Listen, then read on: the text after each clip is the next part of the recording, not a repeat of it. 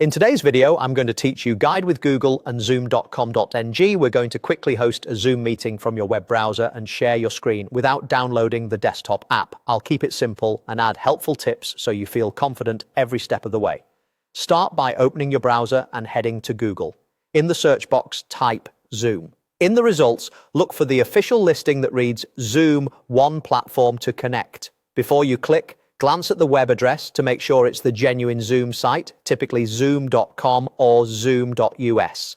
This quick check helps you avoid lookalike pages. Once you're on the Zoom website, find the navigation across the top and click Meet. This brings you to the area focused on starting or joining meetings. From there, choose Host a Meeting. This option creates a new session that you'll control, perfect for a quick presentation or walkthrough.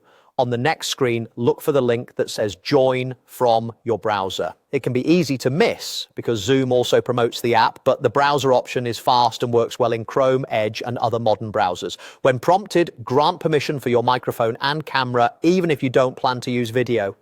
Permissions help the meeting run smoothly. You may also be asked to type a display name so participants can identify you. Once you're inside the meeting, move your cursor to reveal the toolbar and click Share Screen. If your browser asks for permission to share your screen, allow it.